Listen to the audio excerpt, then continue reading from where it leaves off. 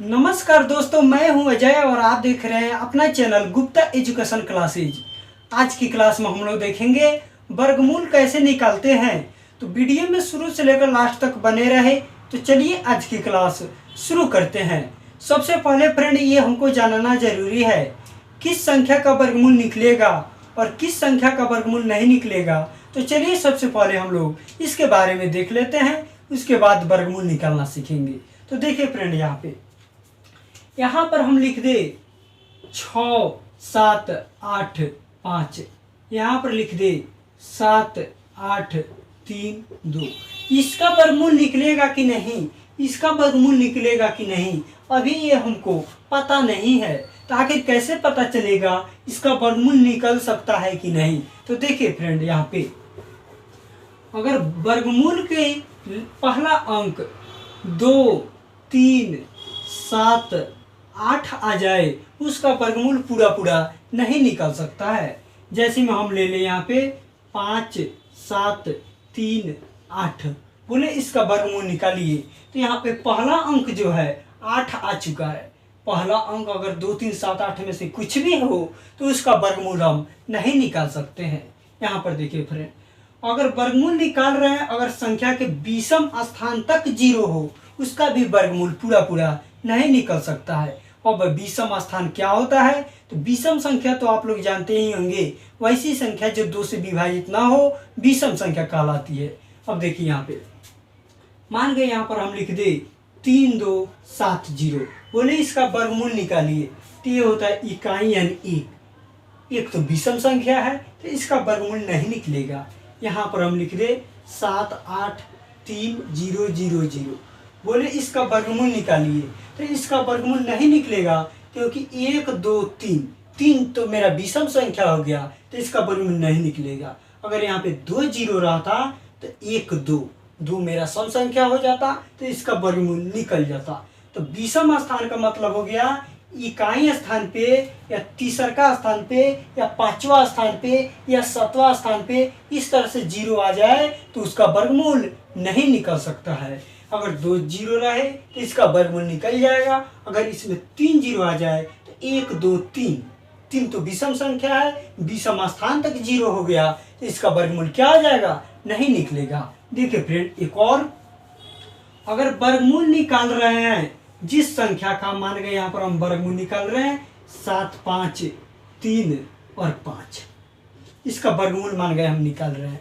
तो वर्गमूल निकालने में जिस अंक के लास्ट में 5 हो और इसके बगल में 2 नहीं हो तो उसका भी वर्गमूल हम नहीं निकाल सकते हैं। जैसे में ये लिखे हैं, इसके लास्ट में 5 तो है लेकिन बगल में 2 नहीं है, तो इसका वर्गमूल नहीं निकलेगा। अगर यही रहता 8 7 8 3 2 5, अगर ये रहता तो ये लास्ट में 5 तो है लेकिन बगल में 2 है, तो इसका वर्गमूल निकल जाएगा।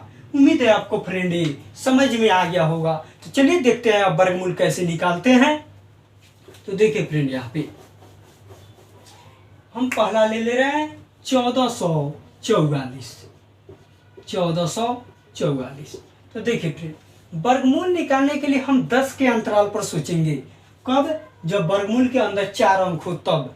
अब 10 के अंतराल क्या है, जैसे में 10 का अंतराल हो गया फ्रेंड 10 20 30 40, बीच में कितना का अंतर आ जा रहा है, 10 का अंतर आ जा रहा है। यही मेरा 10 का अंतराल हो जाएगा। तो देखिए, जितना के अंतराल पर सोचेंगे उसको लिख देंगे। यहाँ पे मान गए सपोर्टेड हम यहाँ पे सोच रहे हैं 40 और 50 के अंतराल पे 30 40 ले रहे हैं। यहाँ पे मान गए हम 30 ले लिए और 40 ले लिए।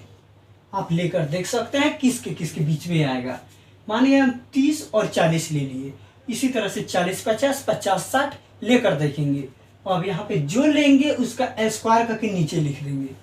30 का स्क्वायर करेंगे 900 हो जाएगा, 40 का स्क्वायर करेंगे 1600 हो जाएगा। अब देखिए फ्रेंड, यहाँ पे अब देखेंगे हम ये जो 1444 है ये इसके नज़दीक है या इसके नज़दीक है, किसके नज़दीक है वो हम देखेंगे।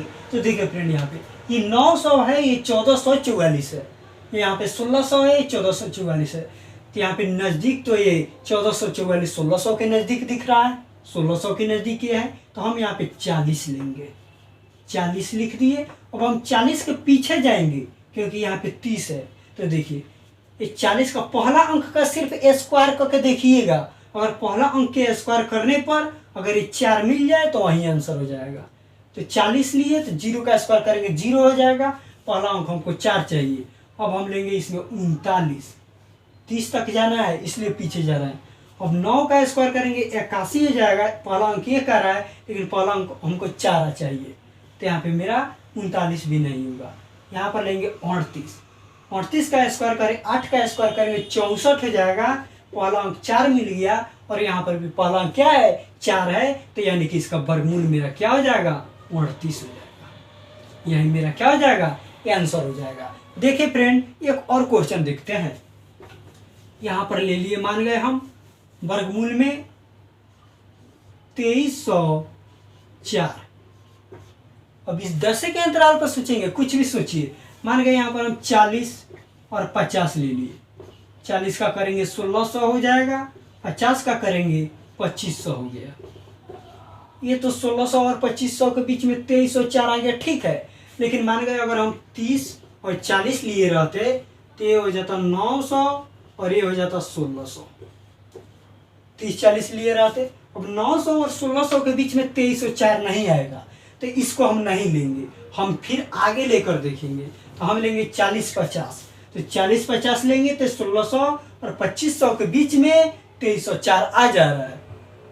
अब हम देखेंगे 1600 के नज़दीक 2304 है या 2500 के नज़दीक 2304 है।